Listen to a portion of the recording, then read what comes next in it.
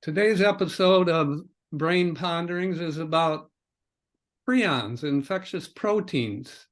Some of you listeners and viewers may have heard of mad cow disease, which got a lot of press a while back. And today I'm going to talk with leading expert on prions, Professor Glenn Telling from Colorado State University, where he's professor of microbiology, immunology, and pathology, and director of the Prion Research Center there. As we get into this, he's going to, I don't know if there's any hunters listening to this, but I think starting in Colorado, and we'll learn from Dr. Telling more about that, that deer and elk, so game animals that are shot to eat meat actually have these infectious prions. But anyway, Glenn, welcome. Thank you. It's great to be here, Mark. It's really nice to see you again. Yeah. Glenn and I were briefly at the University of Kentucky. He did his first faculty position was there. But before that, start back from the beginning in the UK. So you're from England and From you Wales, went to... actually. Oh, okay, Wales. All right. That's a whole other podcast, right? I don't know if it's a dialect that an American can, if there is one or not, but certainly, yeah, there's a separate language, separate culture. I'm from South Wales, which is the sort of more the Celtic fringe, as we say, a much more anglicized region. So I don't have a Welsh accent. I don't really speak Welsh either, but yeah, over the year, I've been here in the States since the early 80s, so my accent has become bastardized. Yeah. Well, yeah, it's more kind of a generic British accent. Yeah. Okay, so at Oxford, is that when you got interested in virology? Actually, no. So I think like most young people, well, certainly in the UK, the educational system is certainly was different then and still is. You specialize a lot earlier in the UK. And so it's either arts or sciences. And so I was on the science track and I was interested in biochemistry. This is pre-molecular biology. It was kind of just happening at the time. And so I got a place at Oxford to study biochemistry, and that was a 4-year course. And then I wasn't quite sure what I wanted to do. And then life got in the way, and I ended up moving to America and decided that I really wanted to explore basic research. And so I got into virology at graduate school. I was at graduate school at Carnegie Mellon in Pittsburgh, and I was there for about 10 years. And I got interested in adenoviruses because it just fascinated me that you could grow mammalian cells on a piece of plastic, and B, infect them with human viruses. And I just thought this was just the most amazing thing. And I got the bug. I mean, well, it took me a few years to really understand that I wanted to be in the lab 24 hours a day.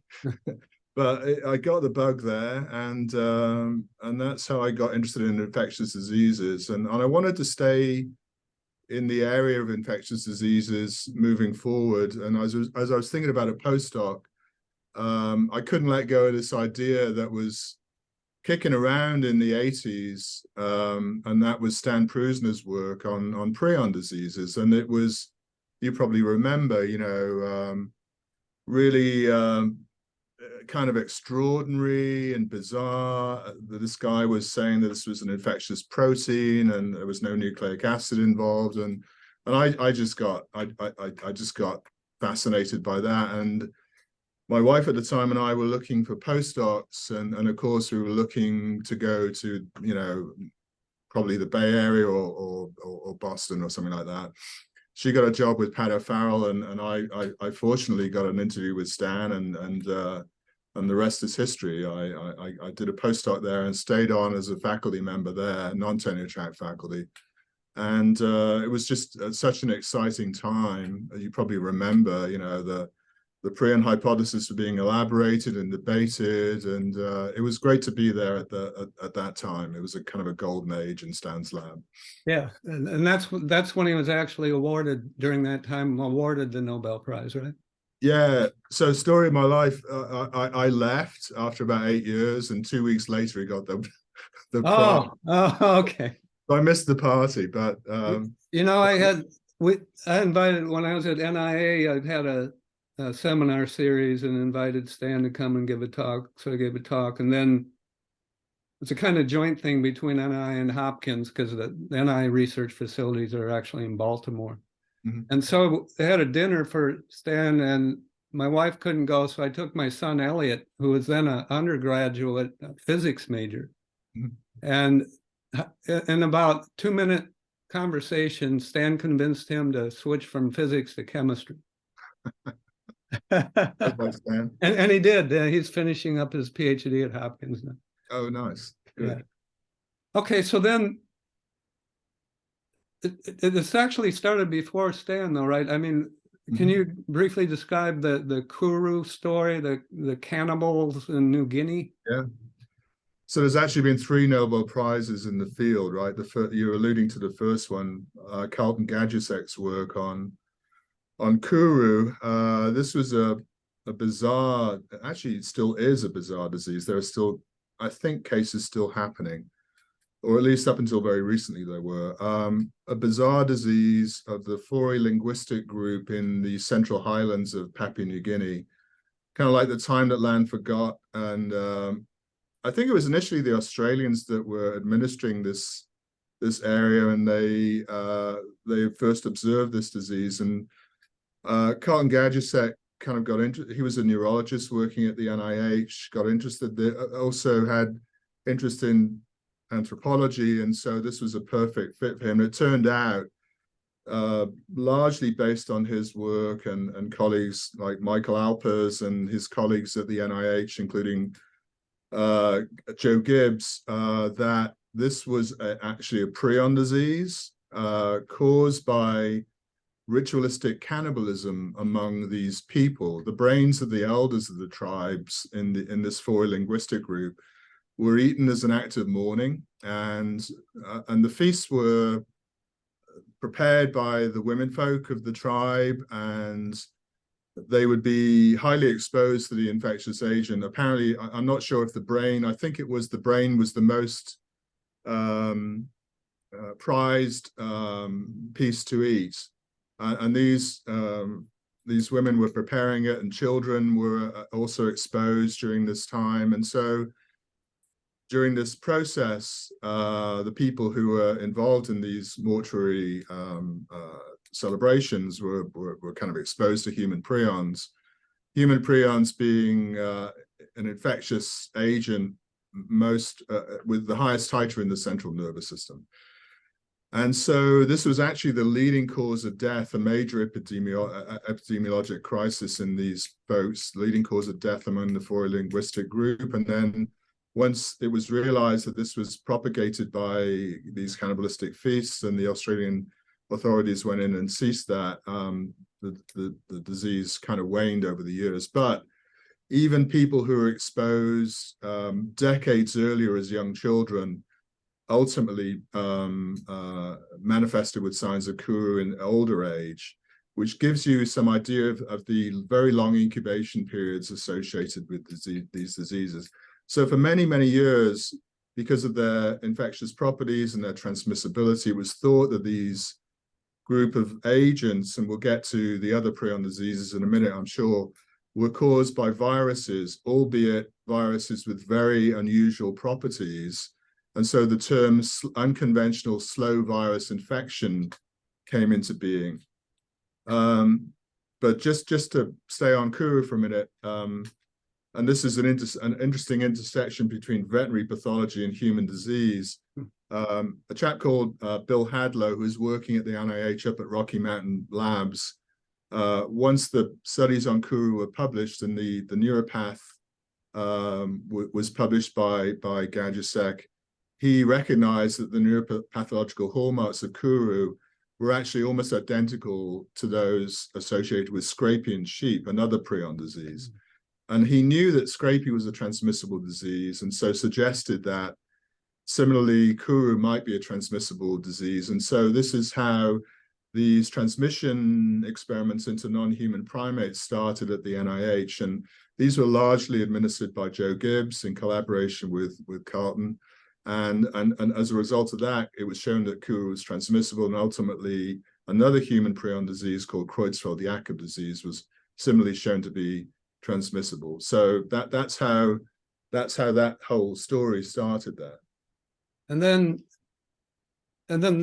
Stan and I guess others maybe later were involved in. So the idea was it must be a virus. There must be some nucleic acid, and so there's ways chemically like you can inactivate viruses and so on. And in theory, that should block the infectivity. Yeah. Right. But he found it didn't.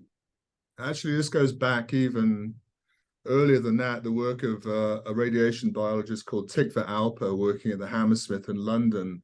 And she showed that the scrapie agent was extremely resistant to UV light or other ionizing radiation. And of course, we know that UV inactivates nucleic acids. And so unlike other infectious pathogens like viruses that were inactivated by high doses of UV treatment, this wasn't the case for the prion agent. And so this was one of the first clues given to Stan that there was something unusual about this. If there was a nucleic acid, then it was highly protected.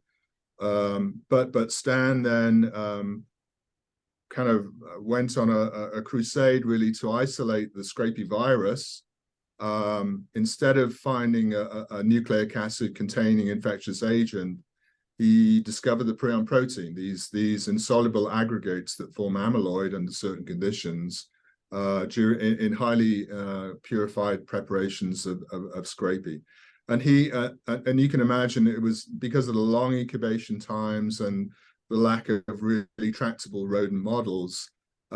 This was a really tall order at the time, but he was able to do this in a hamster system.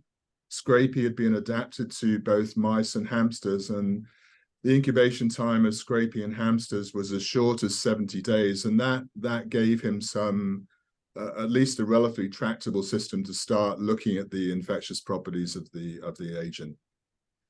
Yeah, and then so now everyone has prion protein in their brains. So can you talk about that? We all have prion proteins, but yet we all don't get prion disease. That's right. So as a result of these studies in the hamster system, in collaboration with Charles Weissman and Lee Hood, Stan was able to purify the insoluble protein that was associated with disease in the brains of these hamsters.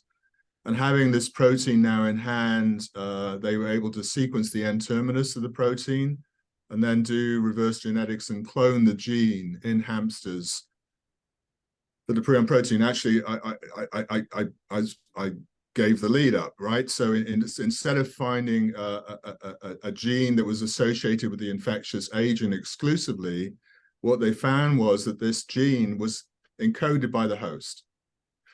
So this was a puzzling observation, as you can imagine, but it soon became clear after antibodies had been raised against this protein. Antibodies recognized the prion protein not only in the infected host, but also in the uninfected host.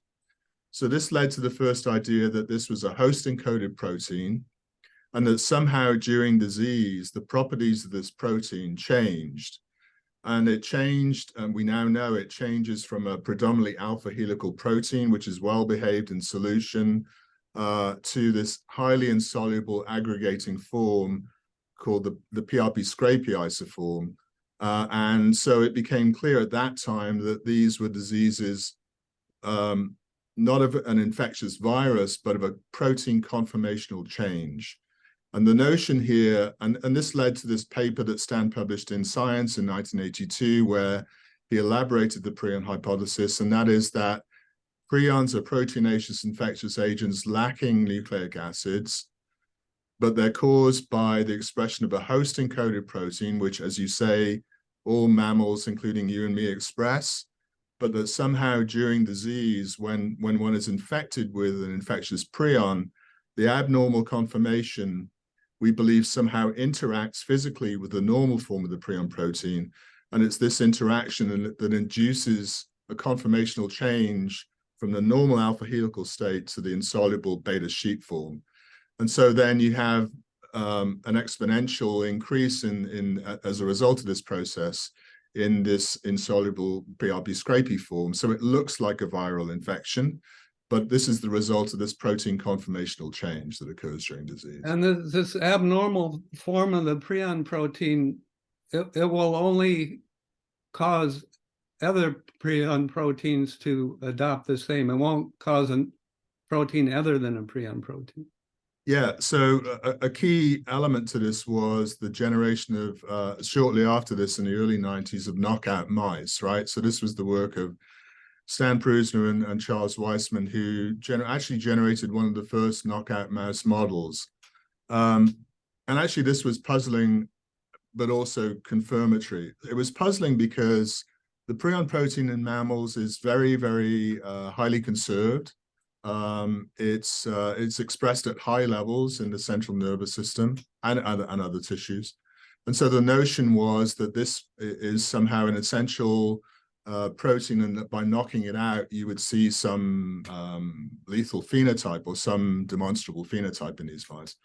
Turns out that these mice lived long and prospered, but they were resistant to prion disease. It didn't matter how many infectious prions you inoculated into the brains of these mice, they never developed prion disease.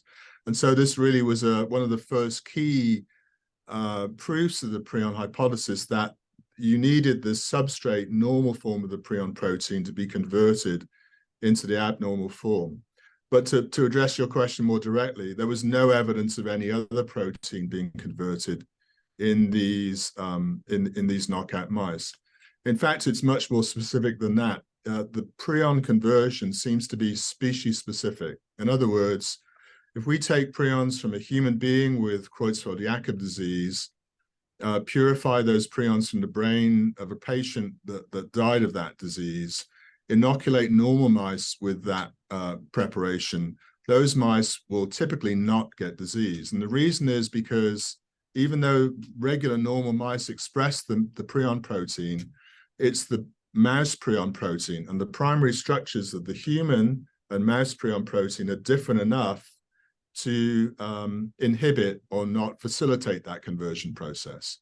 So this and other experiments gave us our initial clues that what we call the species barrier in prion diseases is dictated by the primary structure of the prion protein.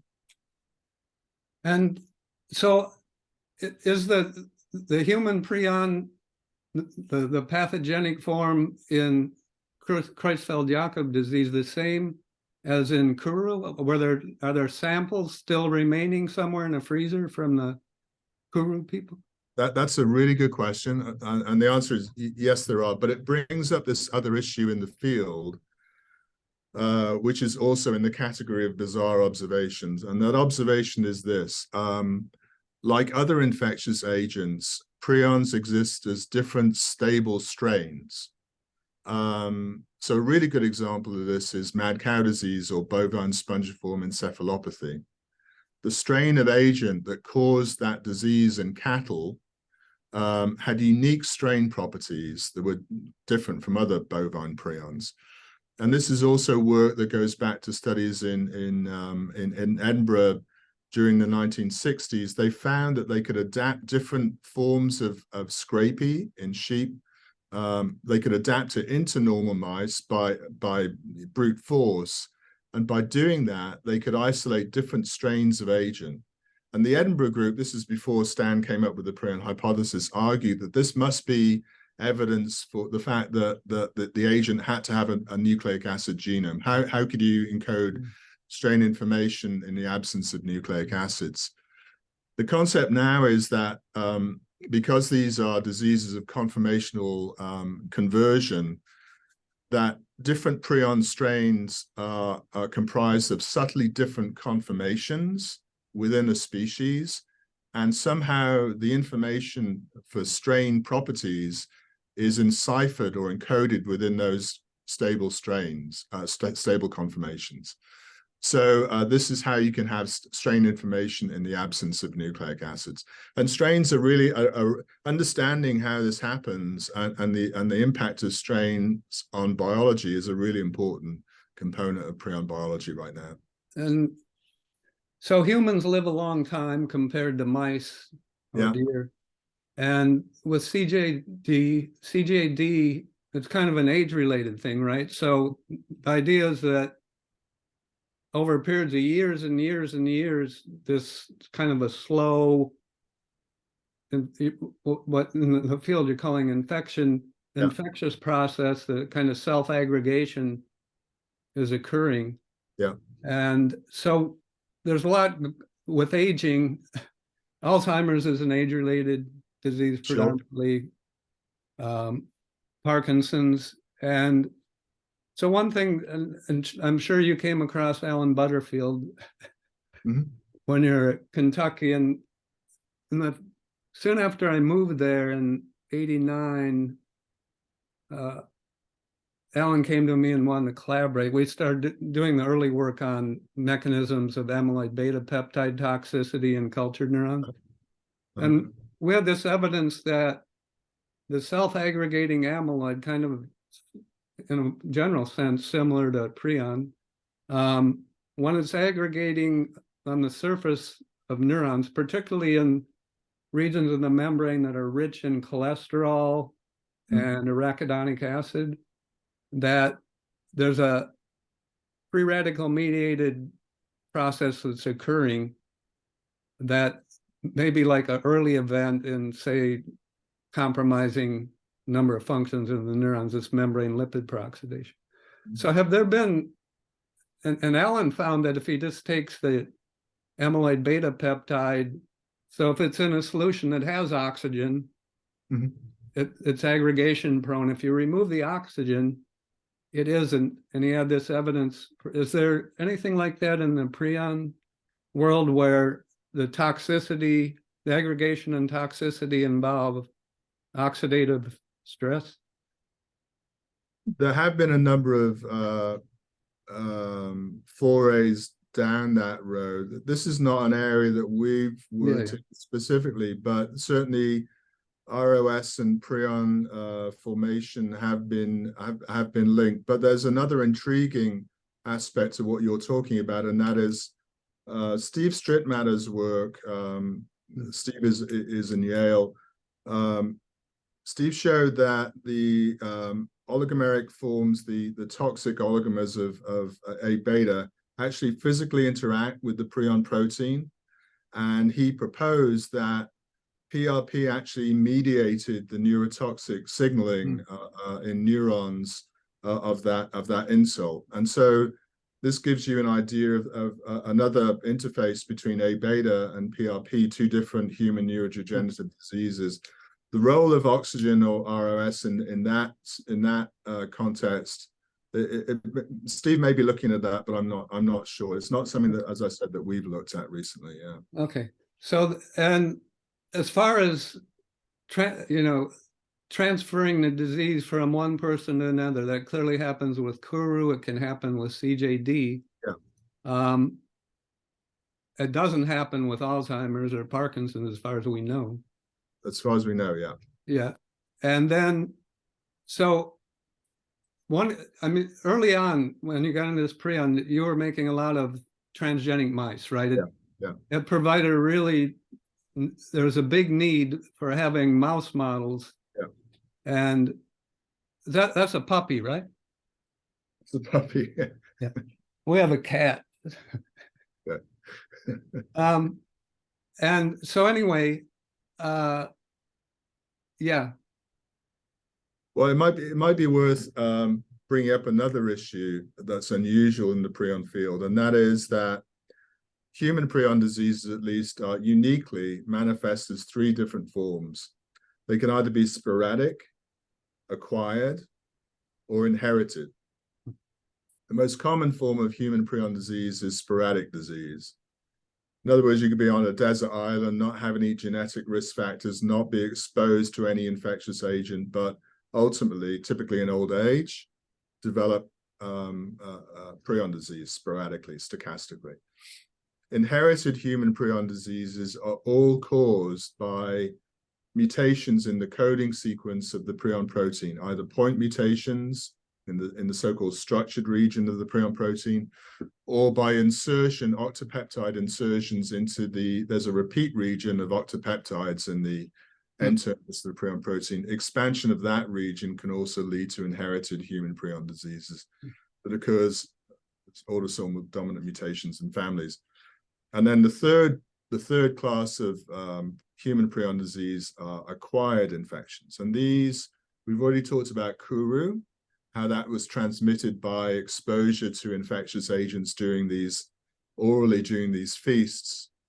But there are other examples, many other examples of acquired human prion diseases. Some examples include iatrogenic CJD. What iatrogenic CJD means is accidental transmission of human prion disease in medical settings, and there are a number of different examples of this. So neurosurgical procedures, corneal transplants,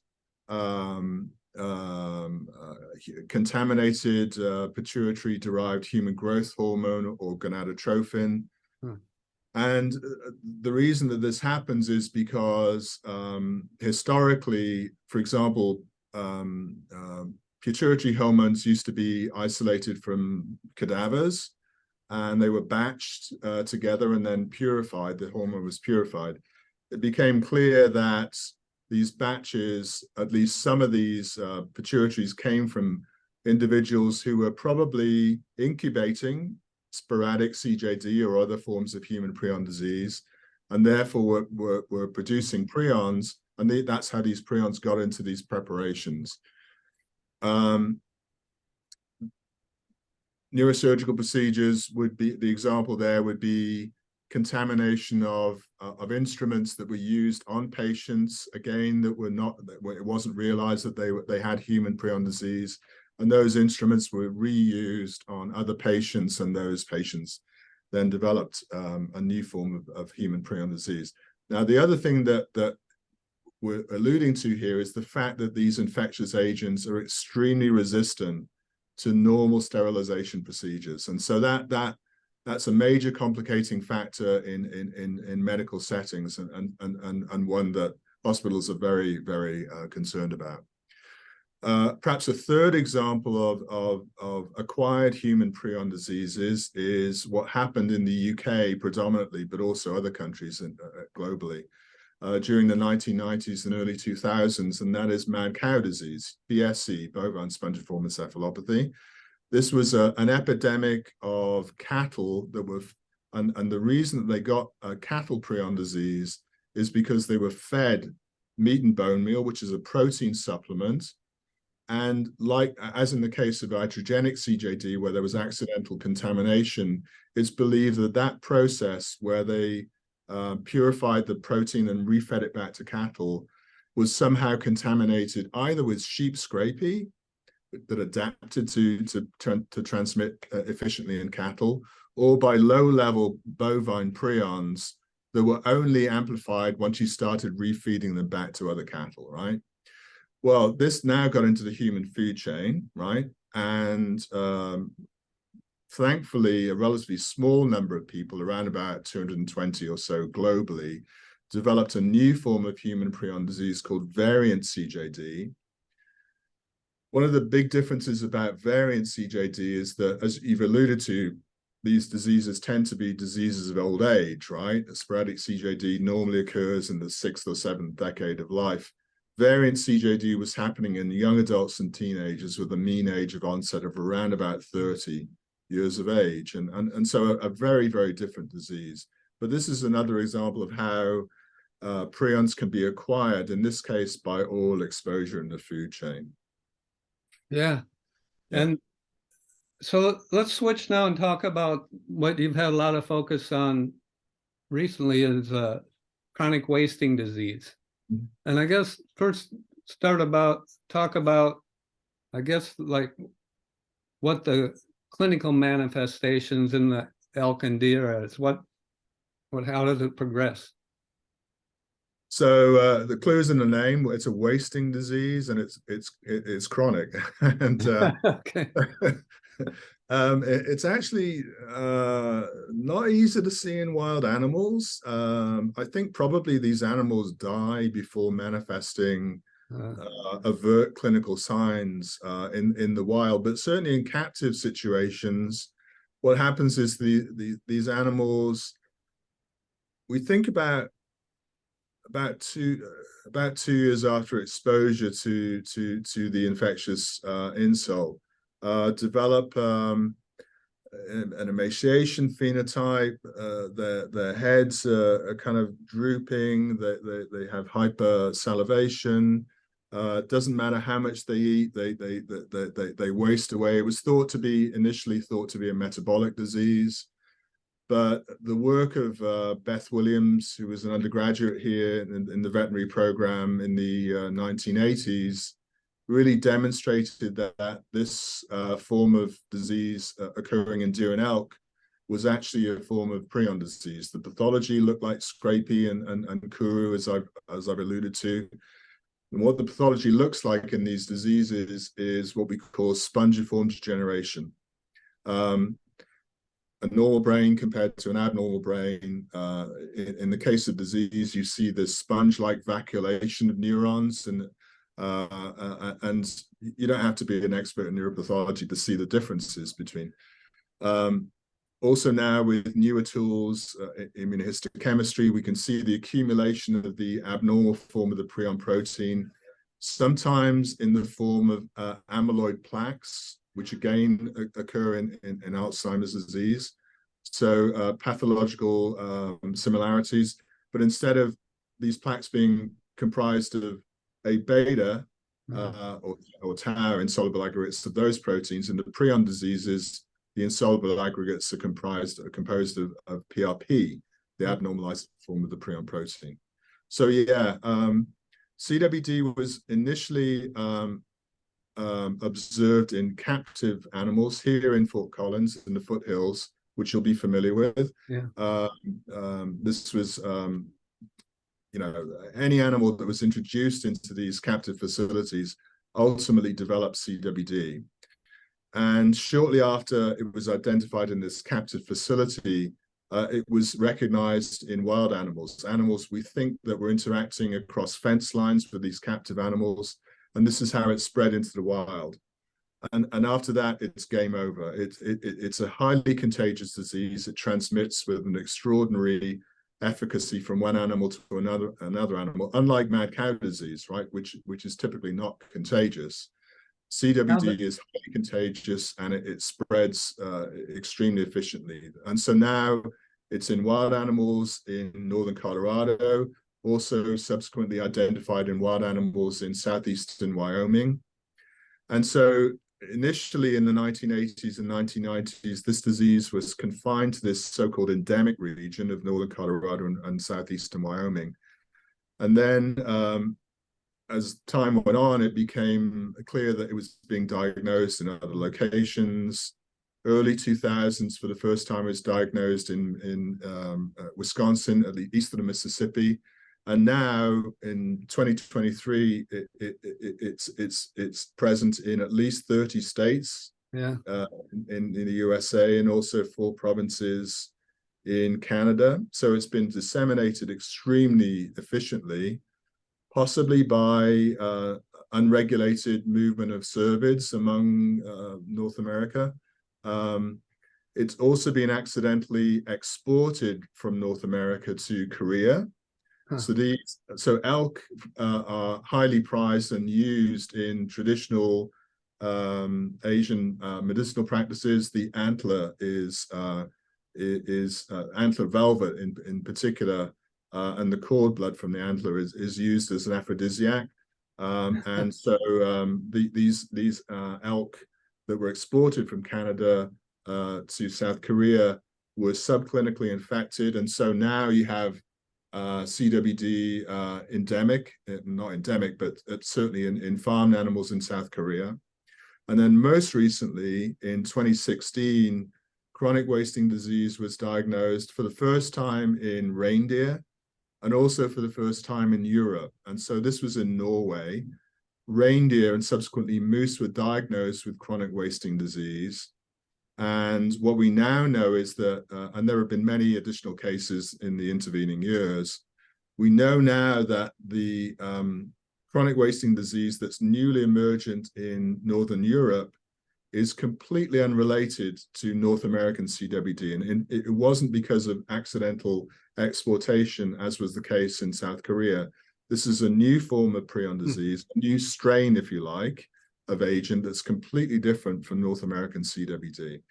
We don't know what the etiology of this disease is, actually, nor do we understand the etiology of North American CWD. But obviously, because Europe has gone through mad cow disease, this is ringing some significant alarm bells for them. And since the animals live, somewhat anyway, beyond past reproductive age, they're not going to be selected against. That's right. Probably. Yeah. And so far, my understanding, there's no evidence for transmission from deer, elk, or moose to humans. Is that right? That's correct. There's no epidemiologic evidence. There's mixed experimental evidence, I would say. So recently, there have been some studies in transgenic mice expressing the human prion protein. We'll get to the details of how this all happens in a minute, I'm sure. But humanized mice, which are a model for studying human prions, you can imagine that would also be a reasonably good experimental approach to understand whether or not humans might be susceptible to their protein being converted by prions from a different species.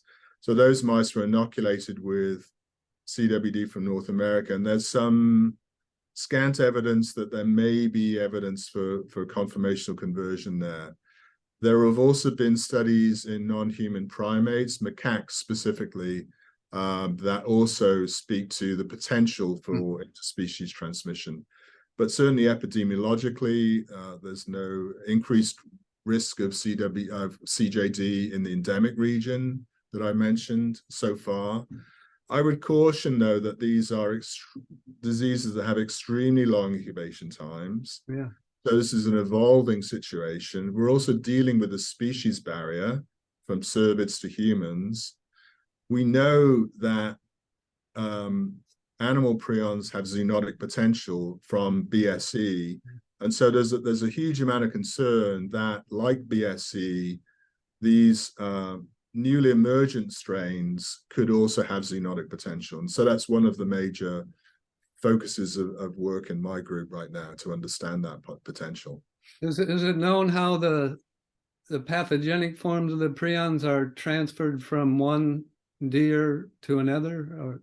Yeah, we've done a lot of work on this, both in using our transgenic models, but also studies in the natural host. This is one reason I came to establish the center here, that there's been a long history of prion research here at Colorado State. And it became clear that there was an opportunity to build a critical mass here. So, and this was in 2011 when I moved from Kentucky to here. But and Glenn, so Ed Hoover, of course, was kind of a key person. He passed away recently, right? He did, yeah, and really sadly missed friend and colleague. Want to acknowledge his death very recently, actually, But yeah, Ed was a pioneer in these studies. Actually, Ed was a retrovirologist who was working on feline immunodeficiency viruses and actually developed a vaccine against it. Got interested in prion diseases, specifically chronic wasting disease, through a PhD student, Christina Sigurdsson, who's gone on to do bigger and better things. And so you can imagine, I told you CWD is highly contagious. Everything here, as I'm pointing to the foothills, is contaminated, right?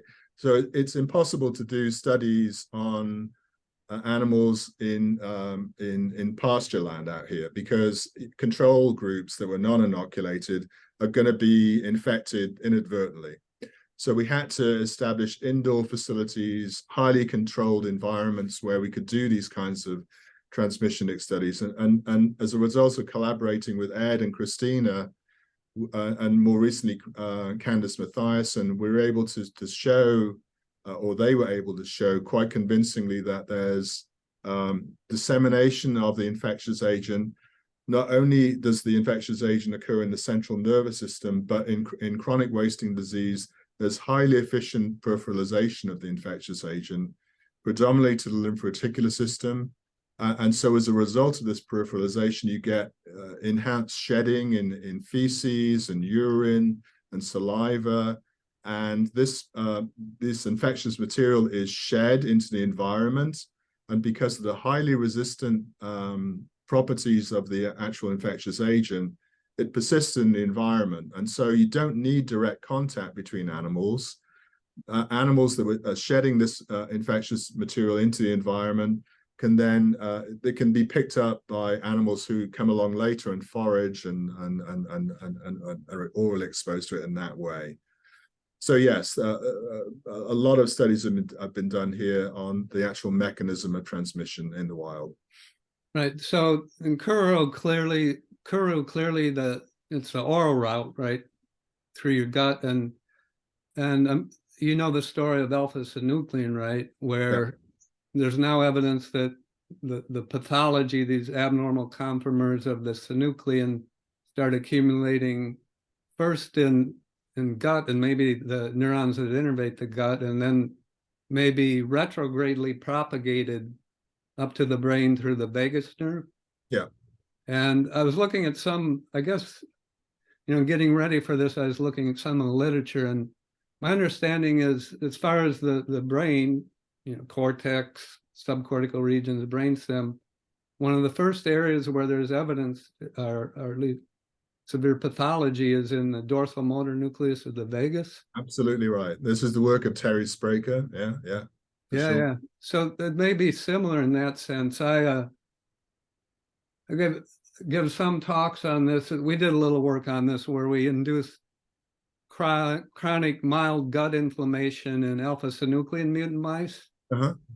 And that would accelerate the brain pathology, and it was mediated through vagus nerve. Well, right. The vagus nerve is also the major conduit during mad cow disease transmission, PSc. Pious patch involvement, and then I think a similar mechanism to the one that you're describing for retrograde transport to the central nervous system. So just by the way, I don't know if you know Amanda Woerman, who's an expert in alpha-synucleinopathies, trained with Stan Prusner, did a lot of work in generating and characterizing some of the mouse models of alpha-synuclein. She's coming to we just recruited good. Center, yeah. So we're expanding into these other prion-like diseases. Yeah, Fort Collins I haven't been back in so I was there in the 80s, so it's changed a lot since then. But so you mentioned that it's animals in the wild that get the chronic wasting disease, probably they're sick, and so they're more vulnerable to predators, right? And there are predators there. You have wolves and mountain lions, is that right? Certainly mountain lions. I don't know if wolves are around here, but they've been reintroduced into certain areas. I mean, I can't speak to that. I saw in the news a while back, some guy he was, I guess, walking up Horsetooth, and got attacked by a mountain lion. Yeah, that was about 3 years ago. Yeah.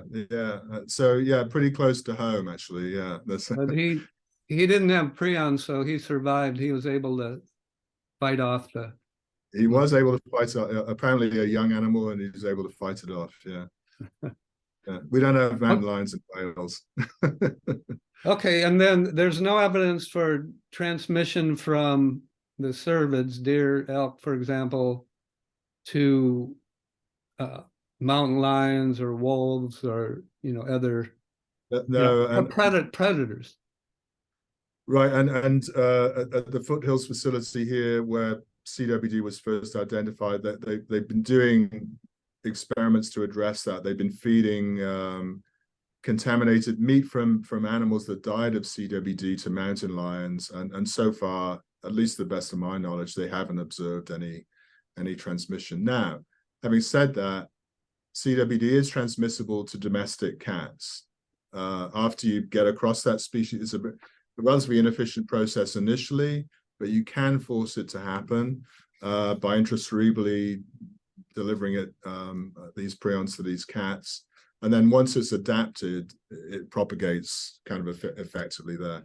BSE also transmitted to naturally to both zoo cats and domestic cats as a result of being exposed to BSE prions, probably in foodstuffs that they were exposed to. So it could be transmissible to the mountain lions in theory then. In theory, yes. And then I guess the take-home message for hunters in Colorado is don't feed deer meat to your cats. That would be one thing, yeah. We also showed quite early on after we developed transgenic mice, which was a key component for us, the ability to actually bioassay infectivity in a reasonable rodent model, transgenic mice, really changed the game for us. So in addition to showing that we could transmit infectivity from brain-derived tissues of infected deer, we were also able to transmit infectivity from skeletal muscle. What that showed us is that infected animals accumulate prions not only in the brain, but also in peripheral, not just the lymphoid tissues, but also in skeletal muscle. So hunters hunting these animals and maybe not realizing that they may be subclinically infected, may be at risk of being exposed to CWD prions, even in skeletal muscle from these animals. I was looking through some of your papers, and you had a science paper in 2010. I guess this was work just before you got, moved to take your current position in Colorado. And I quote you, I'll just kind of your take-home message, but I'd like you to kind of elaborate on this study because I thought it was pretty interesting. We identified 2 prevalent chronic wasting disease strains with divergent biological properties, but composed of prion protein scrapie, the pathogenic form, with indistinguishable biochemical properties. You want to comment on that paper and its kind of importance for the field? Yeah. So this goes back to us developing transgenic mouse models, and it gets back to the issue of the species barrier that I talked about earlier. So if we try and because this is an infectious agent, we like to be able to study its transmission properties. If we try and infect normal laboratory mice with CWD, it doesn't matter how much we infect them with, how long we wait, they typically do not develop disease. This is an example of the species barrier. Again, because the primary structure of the mouse prion protein is dissimilar enough from the deer or elk prion protein in order to not facilitate this conformational conversion. Okay. So the two have different amino acid sequence. That's right. Yes. Yeah. That's kind of similar to the amyloid story, where you can't really see in a mouse amyloid beta peptide sequence is different than human. And the mouse doesn't self-aggregate, and it's not seeded by the human A beta. So I think it's kind of a similar concept. Yes. Yeah, I agree. Now, I mentioned the knockout mice early on, and there's no consequence to knocking out the prion protein in mice. Using those knockout mice as a starting point, we're able to reintroduce the prion protein, not now from mice, but from deer or elk. And by doing that, we were able to eliminate the species barrier. Now these mice go from being resistant to susceptible to CWD, again, because there's now homology between the prion proteins, the normal form and the abnormal form. Yeah. So we now have a tractable model for being able to study infectious prion disease in the context of chronic wasting disease. So one of the first things we did, and this now gets back to this issue of strains, okay? how many strains are out there on the landscape as this disease is emerging in North America. So in order to address that, we contacted collaborators and veterinary practitioners and animal wildlife managers in different states and also in different provinces in Canada.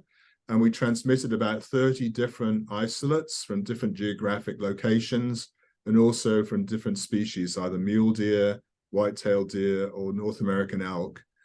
And what we found was basically a very standard picture once we inoculated these mice with prions from these different settings, a fairly consistent picture where we found these two different outcomes.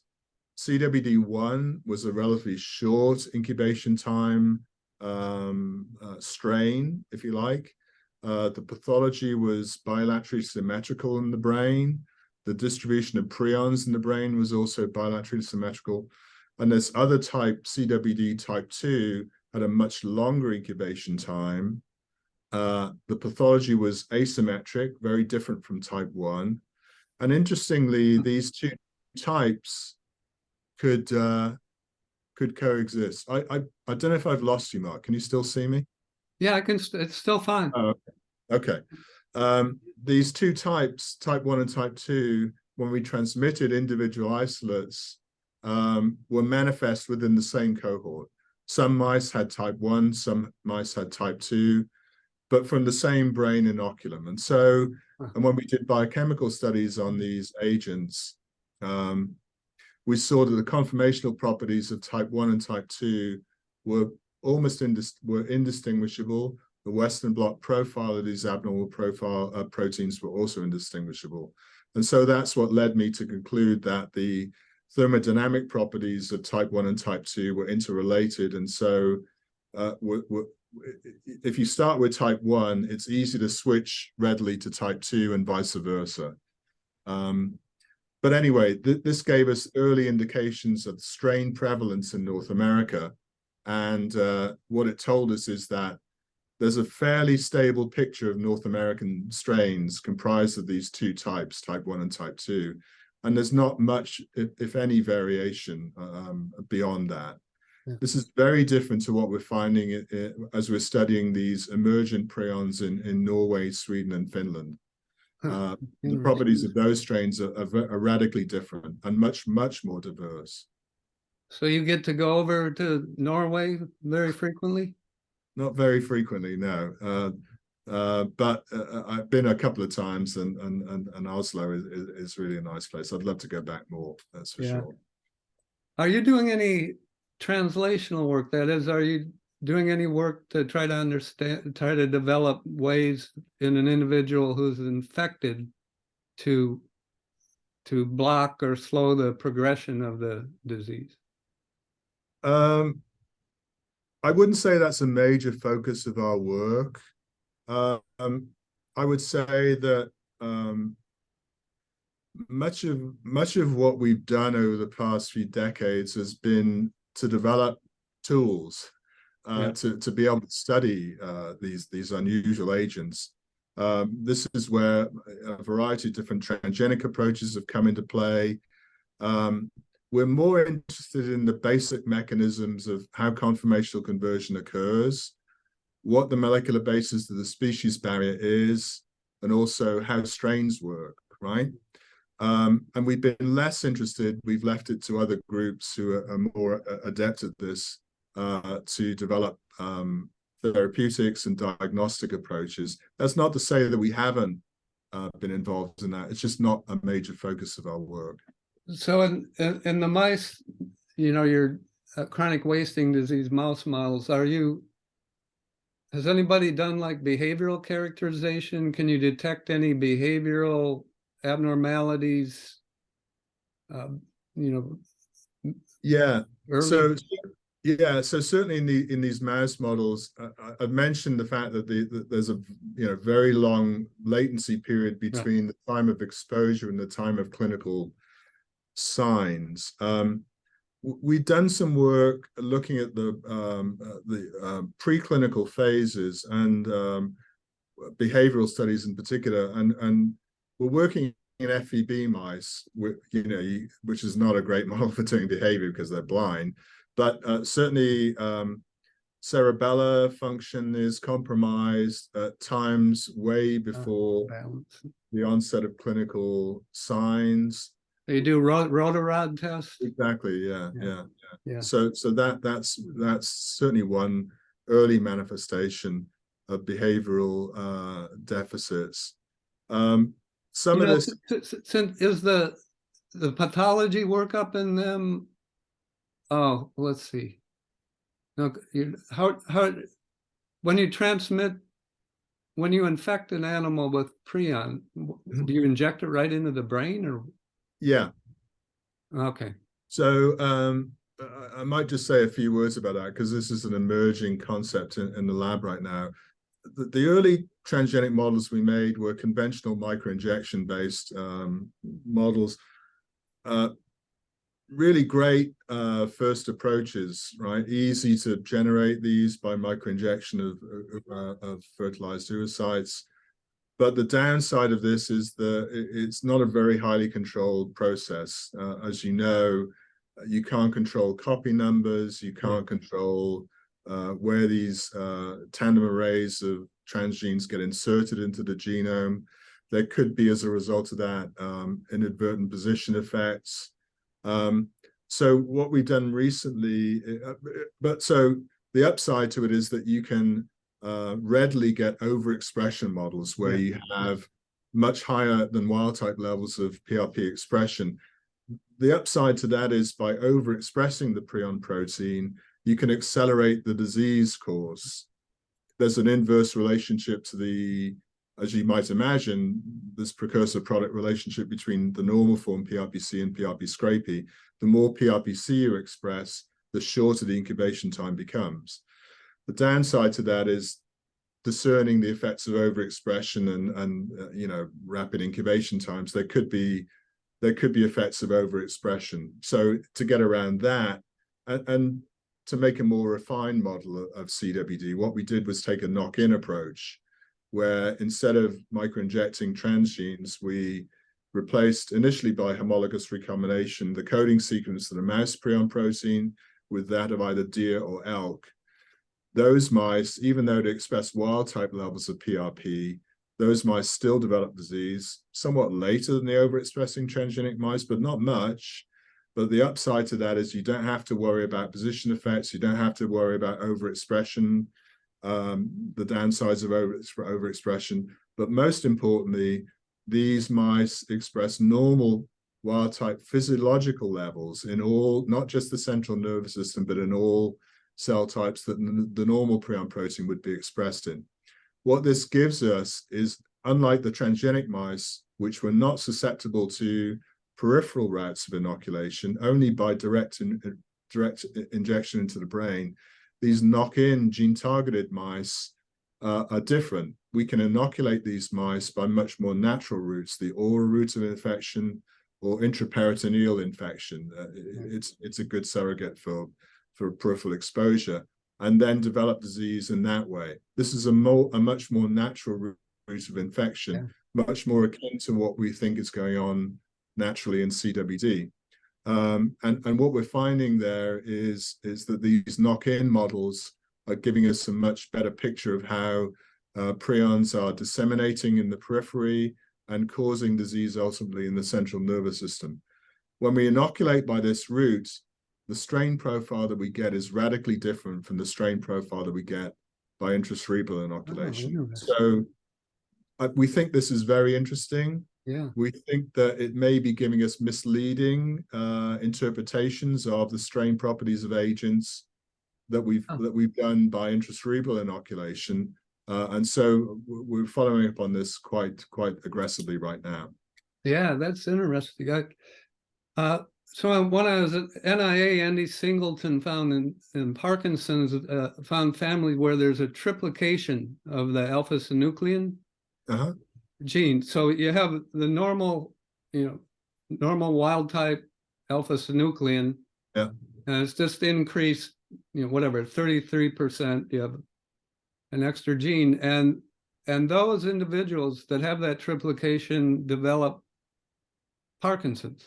Oh, okay. And so that was a really important finding because it suggests that there's kind of a delicate regulation of the amount of the alpha-synuclein. There's a normal way it's turned over, it's produced and then it can be removed.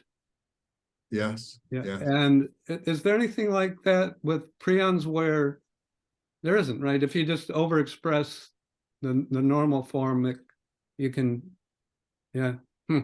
Not that I'm aware of. Yeah, not that I'm aware of. That's very interesting. Yeah. You Yeah. have to look that up, actually. Yeah. And a couple last things. I want to go back to the, potentials for, I guess, early diagnosis. Uh-huh. And, blood. Are there any prions in blood? We did some work before I left on extracellular vesicles. I had a neurologist under me, Dimitros Kapagiannis, who developed a way to, all cells in your body and your brain release these very tiny vesicles, and some of them end up in the blood, and then you can isolate them and kind of interrogate their molecular composition. So obviously in something like where there's this long incubation period, it's very critical to, I would think, for any treatment approach to early diagnosis. So I guess start with that about. So because of the nature of the conformational change, you can imagine that that mechanism might lend itself to amplification opportunities, right? And in fact, and this is the work initially of Claudio Soto out of Texas. Claudio invented a technique called protein misfolding cyclic amplification, where in cell-free systems, you can take a nidus of infection from an infected material, brain material, introduce that infectious material into a vast excess in a test tube of normal prion protein, and then by repeated rounds of sonication and resting, sonication, resting, induce the amplification of or the conformational conversion by that nidus of infection of the normal form of the protein. So this is analogous to PCR, if you like, but instead of Taq polymerase, the amplification comes from these repeated rounds of sonication and resting and sonication. So that was the first technique that lent itself to in vitro amplification of small amounts of prion, and this has obvious diagnostic implications. And so early on, Claudio showed that blood from infected animals contained detectable infectivity through this PMCA amplification methodology. Fast forward a couple of years, Byron Coey, working at the NIH at Rocky Mountain Labs, developed a very similar technique called RT-Quick. RT-Quick, instead of using normal PrPSc, this is the PMCA was a really nice marriage between in vitro amplification and the availability of these transgenic mice that express lots of the normal form of the prion protein in the brain.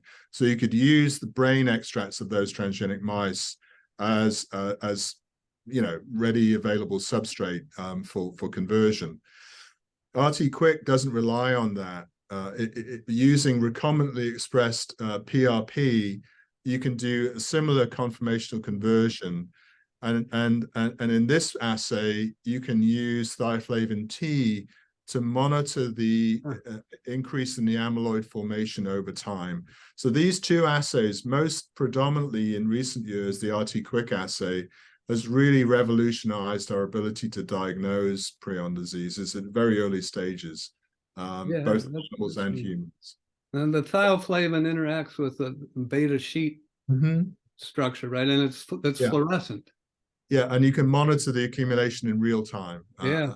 And so actually this has been adapted for other neurodegenerative diseases. So RT-QuIC now, instead of using the recombinant prion protein, you can use recombinant tau or recombinant alpha-synuclein and induce that same kind of conformation conversion that you can monitor in real time. Yeah. So this is about to revolutionize neurological diagnoses. That with a high degree of specificity, it seems, you'll be able to, a neurologist will be able to ultimately go in and see what kind of amplifying misfolded proteins are associated with a particular neurological disease, tau, alpha-synuclein, or PRP. Now, as you know, well known, the Alzheimer's field for actually decades now, there's been this notion, although it's pretty much failed, that you can activate the immune system to remove the pathogenic proteins, and then that's going to slow or halt the course of the disease. And the most common approach recently is monoclonal antibodies, although originally, when that was the first kind of evidence from animal models, was actually from Dale Shank, where he used active immunization, immunize with the so the idea would, in that case, you'd immunize with the pathogenic form of prion. I don't think that sounds like a good idea, but well, no. Interestingly, now with the availability of knockout mice, it's game on, right?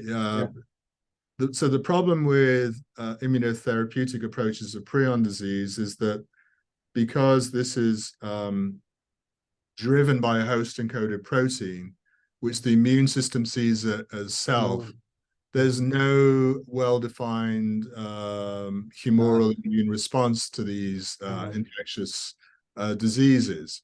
And so there's nobody that's developed antibodies that selectively recognize the... Well, now you're getting into a whole realm of controversy. So early on, there was an antibody developed by Prionics, a company in Zurich that claimed to have a scrapie-specific antibody called 15B3. It turned out that it wasn't as specific as initially thought. We've developed monoclonal antibodies that recognize an underglycosylated form of the prion protein that is seen preferentially in the infected state compared to the uninfected state. The implication of that being that underglycosylated PRP is generated during the infectious process, but that's a bit of a side issue here. People are still trying to using recombinant immunogen, for example, trying to force the immune system to produce antibodies against the prion protein, but I think it's probably in my opinion, there's still not very good evidence that that's going to work. So John Collinge's group in London at the MRC, they've developed a humanized monoclonal that they are hoping that will be useful in cases of Creutzfeldt-Jakob disease. That hasn't been shown to be any clinical efficacy right now because those studies haven't been done. They have administered it to patients. It wasn't particularly toxic, so that's good. But there's no clinical efficacy. Didn't Stan? I don't know if he's still doing that, but wasn't he working with people to try to identify small molecule inhibitors that block the conversion? Or yeah. So I guess there's a number of ways you can think about inhibiting prion diseases. One would be by reducing or eliminating the substrate, PrPSc. antibody approaches could be helpful in that. So you could imagine that a monoclonal might bind to PrPSc, sequester it, prevent it from being converted. So you don't necessarily need a scrapie-specific monoclonal antibody. Or you could use CRISPR and knock it out. Exactly, yeah, that's another approach. So the other approach that you're alluding to that Stan and others have taken would be to use inhibitors of the conversion process. So Stan had a large program looking for compounds that inhibited the conformational conversion of PrPSc to PrPScrapie. The problem with that approach is that it's very easy to develop strains that are resistant to that particular agent that breaks. It's like antibiotic resistance. Exactly, yeah. Stan has now, I think, switched gears and is now more interested in looking at compounds that inhibit the conversion of tau and alpha-synuclein, but I can't speak to that. But have you interacted? How's he doing? He's getting up there. All right. Yeah, yeah, we're in touch. He really took the lockdown very, very seriously. I think even now is not going into work, excuse me, much of it all, doing most of his communications with folks by Zoom. That's what I hear from other people who are more in touch with them than me. Yeah, knock on wood, so far, my wife and I haven't got COVID as far as we know. So, but actually I retired 4 years ago, so I retired right, let's see, 2019. Yeah, so less than a year before COVID hit. So from that standpoint, it was good time. I didn't have to shut down the lab. And yeah, we managed to keep things going. You can imagine we have very long animal experiments, so we were able to keep those going with using a skeleton crew. I don't know. It's hard for me to go back and remember. Trying to. Yeah. So may I ask you how retirement's going? Yeah, that's fine. We've covered about everything I wanted to cover. I know you're busy, and it's good to see. I don't know how much leeway you have for editing. That I imagine you're going to be. I don't edit these at all. Oh, you don't? Oh, okay. No. Okay. So you can tell your puppy that he or she was acknowledged in the podcast. Yeah, he looks very excited, right? Yeah, that's great. So how is retirement, Mark? What? How is retirement for you? Oh, it's pretty good. I had 2 months after I retired, I had a mountain bike accident, and I had to have 3 surgeries in my groin area, and then that caused some other problems. So that wasn't good. But you know, I've written 2 books. So in the morning, essentially what I do is in the mornings, I do this. Mm-hmm. You know, I started the podcast for 2 reasons. There's actually nowhere I know where there's a collection of talks, or, you know, conversational talks with leaders in, you know, some area of neuroscience, brain science research. So this is that. The other was kind of a selfish reason. It kind of prompts me to keep up on what's going on. Yeah. You know, I get to read up and see, you know, because I haven't read much about prions for years and years. And then I write books. So I spend the mornings keeping my brain active. And then the rest of the day I goof off. Yesterday I went fishing with my wife and daughter. There's some nice trout streams around here. Maybe not as good as Colorado, but pretty good. So where are you? We're about 25 miles north of Baltimore. Okay, yeah. And we have 2.5 acres. I'm looking out now. There's a stream down behind us. I can't see it now because there's, you know, the tree leaves are out there. And yeah, I grew up on a farm in Minnesota, so I've never liked big cities. When we're in Fort Collins, we lived on the very south edge of town.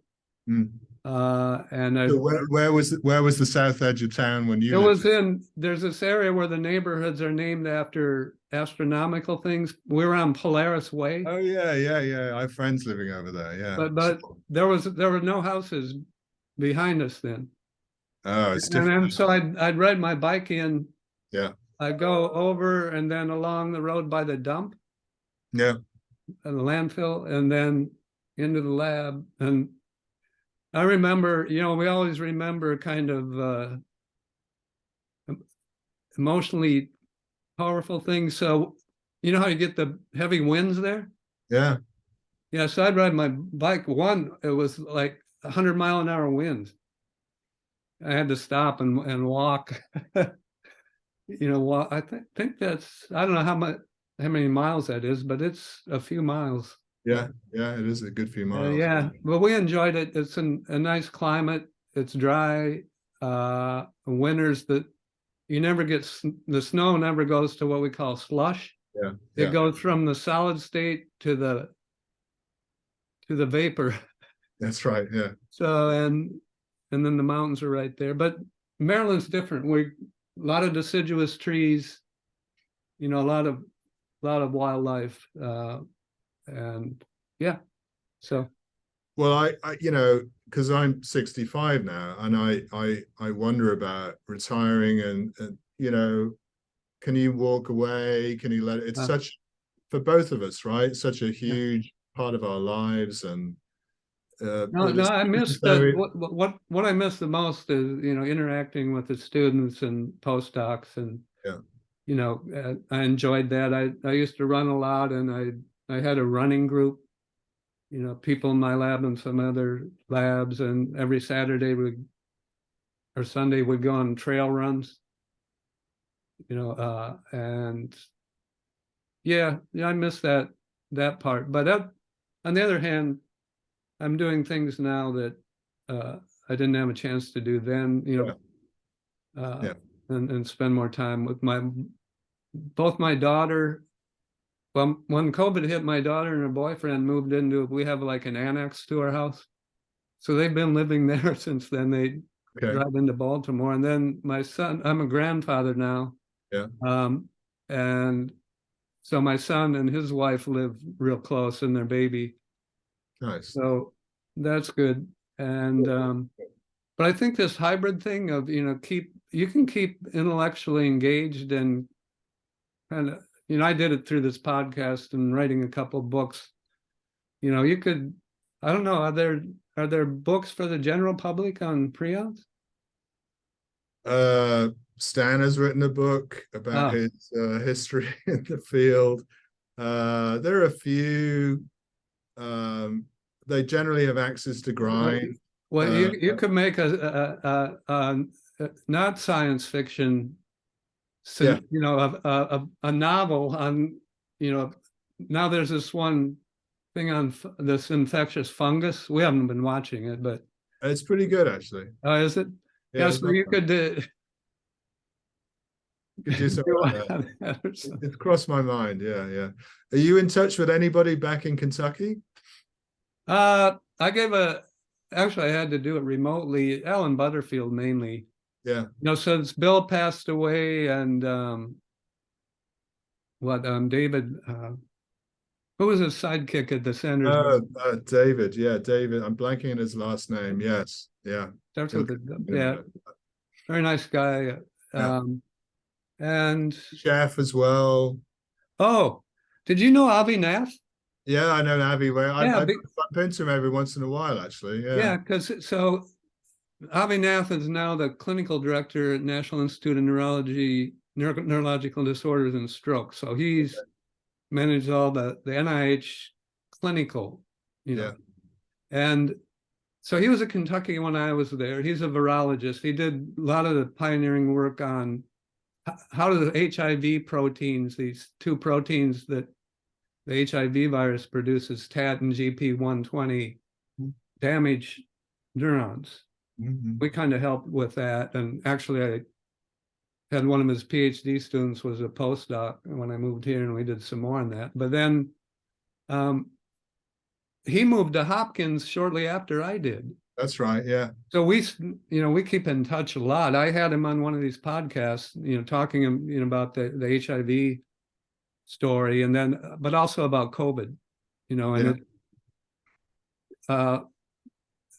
COVID is having bad effects on the brain, and these people with long COVID, in many cases, their symptoms have to do with neurological problems, fatigue, cognitive impairment.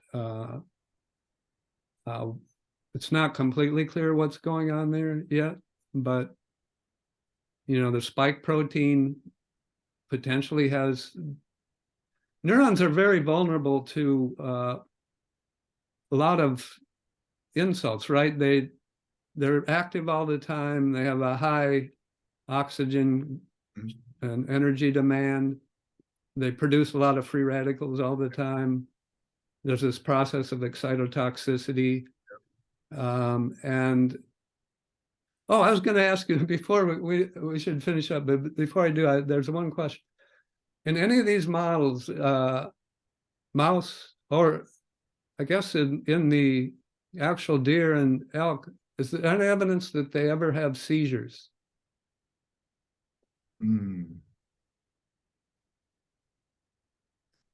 Well, like I said, in deer and elk, the clinical picture is predominantly, because these are wild animals, right? Not always very well defined. Didn't you say you have them? You have a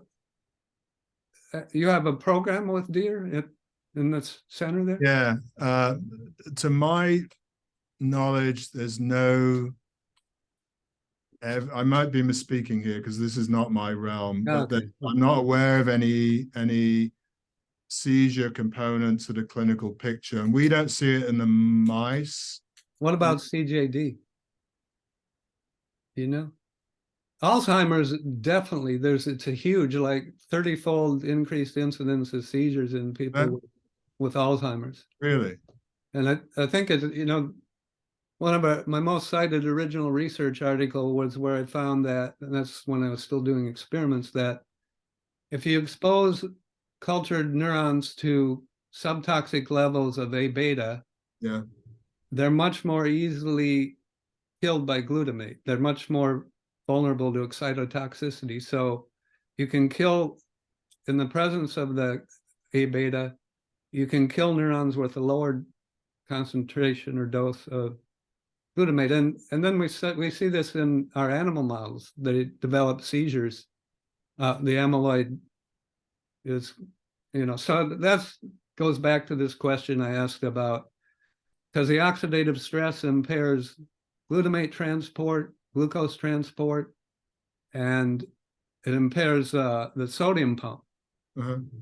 And all of those things, through lipid peroxidation caused by aggregating A beta, make the neurons just very vulnerable to hyperexcitability. Okay. So that's why I was asking it in relation to the prions. I'm gonna look into that because that's intriguing to me. Yeah. So and that excitotoxicity is linked to development of seizures in humans. Yes. Okay. Yeah. Okay. Yeah. Nice. Okay. Anyway, my second book comes out in August. I'll try to remember. I'll send you an electronic copy. Actually, I can. That'd be great. Yeah. Yeah. Cool. Okay. Well, I'm really glad we did this, Mark. Yeah, Glenn. It's good to see you, and to see at least a little bit of Fort Collins. Yeah. My wife. We should go back there. We need to go back there sometime. And well, when you do, come and look us up. Yeah. We will. Nice to see you. All right. Yeah, actually, she got a master's degree when I was there doing my postdoc. My wife got a master's degree with Don Michaels. Okay. He's in the biology department. You may not know him. He works on crabs and molting, but anyway, so she has him and some other friends still back there too, I think. Okay. Yeah, come and look us up. Be good to see you. Okay, Glenn. All right. Take care, Mark. Yeah, you too. Bye. Thanks a lot. Bye-bye.